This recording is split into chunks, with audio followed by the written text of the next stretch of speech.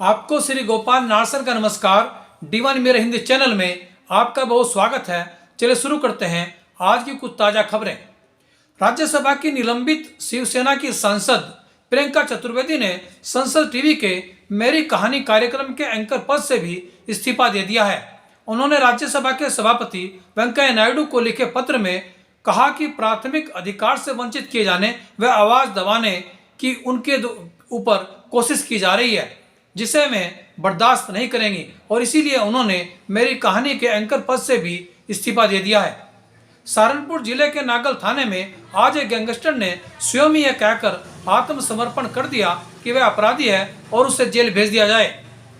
उस पर 9 आपराधिक मुकदमे दर्ज है। गैंगस्टर एक्ट के तहत संपत्ति जब्त होने के डर से अपराधी थाने में जाकर आत्मसमर्पण कर रहे हैं। कोरोना ओमिक्रॉन के खतरे के मद्देनजर उत्तराखंड में प्रतिदिन 25,000 कोरोना टेस्टिंग का लक्ष्य निर्धारित किया गया है, जिसके लिए एयरपोर्ट, रेलवे स्टेशन व बस अड्डों पर रैंडम टेस्टिंग अभियान चलाया जाएगा।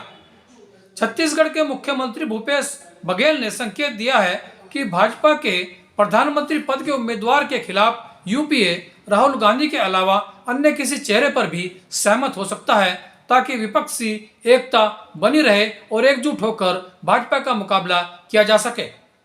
जिला मुजफ्फरनगर में उत्तर प्रदेश विधानसभा चुनाव के मद्देनजर 30 जनवरी तक धारा 144 लागू कर दी गई है, जिसके तहत अब 4 व्यक्तियों से अधिक एक साथ एकत्र नहीं हो सकेंगे। राजनीतिक धरना प्रदर्शनों के कारण भी यह निर्णय लिया गया है। विक्रमशिला हिंदी विद्यापीठ भागलपुर का 18 व 19 दिसंबर को होने वाला वार्षिक अधिवेशन फिर कोरोना के मामले बढ़ने के कारण स्थगित कर दिया गया है। यह इसलिए भी किया गया क्योंकि प्रशासन द्वारा भी विभिन्न राज्यों से जाने वाले प्रतिभागियों के मद्देनजर कोरोना की आशंका के लिए यह सावधानी बरतते हुए यह कार्यक्रम यानी अधिवेशन स्थगित किया गया है। यह जानकारी विद्यापीठ के कुल सचिव डॉक्टर देवेंद्र नाथ साहा ने दी है और उन्होंने कहा कि जितने भी सम्मान उपाधियां दी जानी थी उनको अब डाक द्वारा भेजा जाएगा। उत्तराखंड की साहित्यकार एवं समाज सेविका रीता शर्मा की स्मृति में डॉक्टर अनिल रतूड़ी को कोरोना काल में सेवा कार्यों के लिए रीता शर्मा स्मृति सम्मान से डॉक्टर अतुल शर्मा द्वारा विभूषित किया गया। उन्हें सम्मान के रूप में एक प्रशस्ति पत्र व शाल ओढ़ाकर उनका अभिनंदन किया गया और रीता शर्मा के द्वारा किए गए कार्यों की प्रशंसा की गई। राजयोगिनी ब्रह्मा कुमारी विमला बहन के अव्यक्त होने पर उनकी स्मृति में आयोजित श्रद्धांजलि सभा कार्यक्रम में संस्था की पंजाब जोन प्रभारी उत्तरा बहन, रुड़की मेयर गौरव गोयल, विधायक प्रदीप बत्रा, देहरादून की इंचार्ज मंजू बहन, हरिद्वार की इंचार्ज मीना बहन, विकास नगर की बीके तारा दीदी और अन्य भाई बहनों ने शामिल होकर के बीके बिमला दीदी के साथ बिताए लम्हों का संस्मरण सुनाया और उनके द्वारा किए गए ईश्वरीय सेवा कार्यों की प्रशंसा की। उनके सम्मान में विभिन्न वक्ताओं ने उनके गुणों का बखान किया और कहा कि उन्होंने 60 वर्षों तक ब्रह्मा कुमारी संस्था की अनवरत सेवा की है और उनको कभी भुलाया नहीं जा सकता। उनके द्वारा समाजोत्थान में अनेक कार्य किए गए। देखिए यह रिपोर्ट।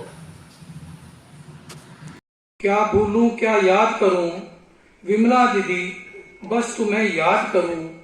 परमात्मा ज्ञान तुमने कराया, जीना मुझे तुमने सिखलाया।